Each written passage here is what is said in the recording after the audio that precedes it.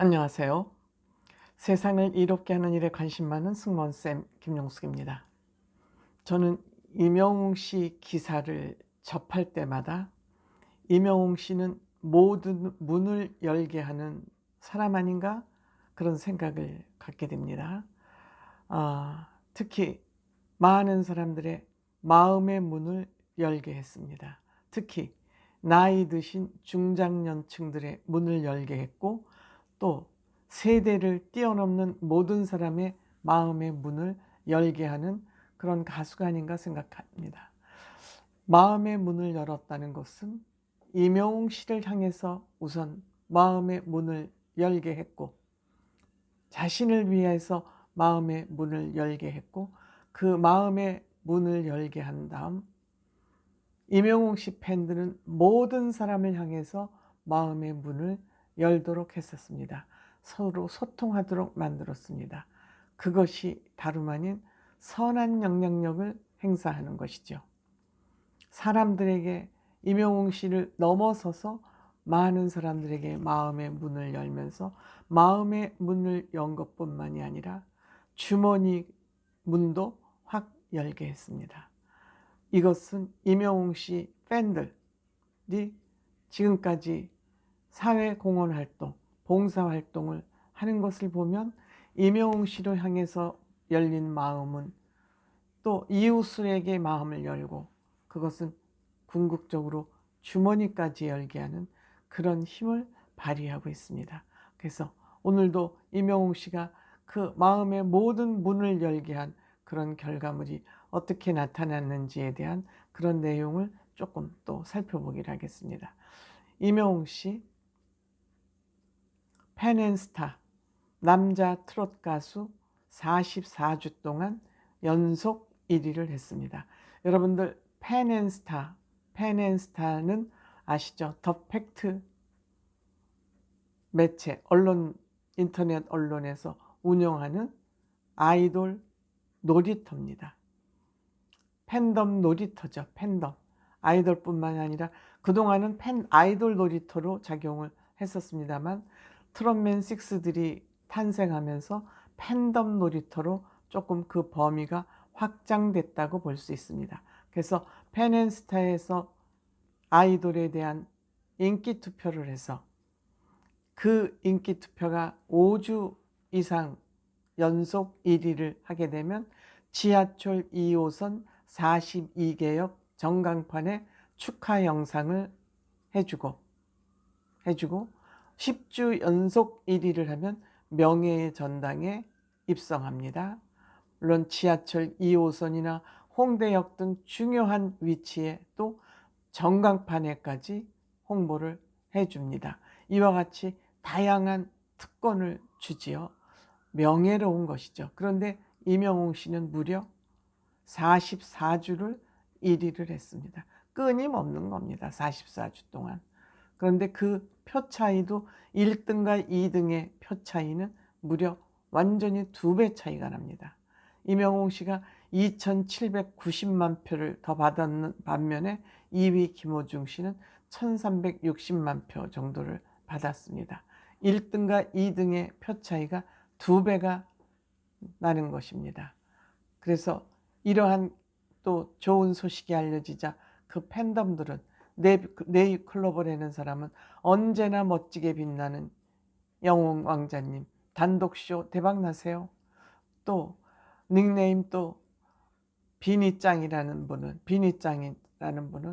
임영웅 인생 최고의 스타, 감성장인 국보급 밝게 빛나시길 기원합니다. 사랑합니다. 라는 댓글들이 또 수두룩하게 달렸습니다.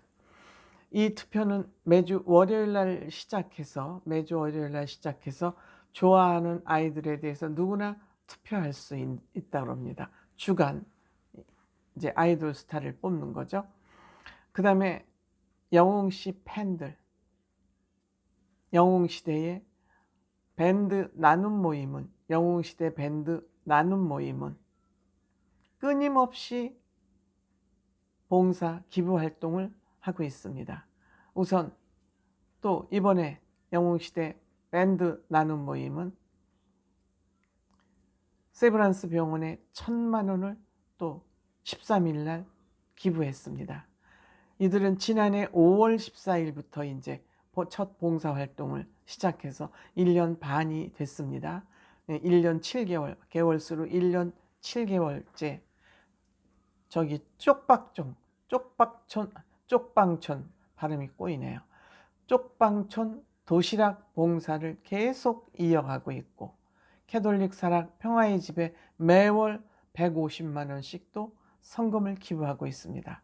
지난 6월에도 세브란스 어린이 병동에 임영웅 이름으로 616만 원을 기부해서 소아 청소년 환자를 돕도록 지원했습니다. 또 지난해 12월에는 카톨릭 평화의 집에 1228만 원을 기부하기도 했습니다. 이렇게 부정기적으로 또 기부도 하고 정기적으로 도시락 봉사와 또 매달 150만 원씩 평화의 집에 성금을 보내고 있습니다. 올 3월 달에는 미스터 트롯 진이 된 1년을 축하하고 신곡 기념 발매로 희망을 파는 사람들에게 1,000만 원을 기부했습니다.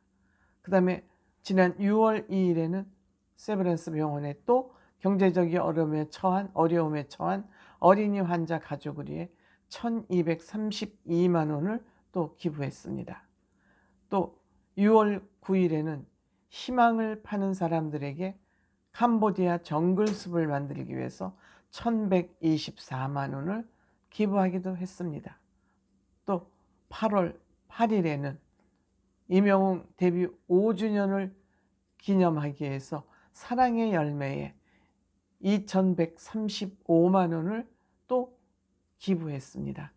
지금 제가 이렇게 대충 쉬어봐도 이게 한 7 대표적인 것만 해도 그 7개의 굵직굵직한 봉사를 지금 계속 하고 있습니다.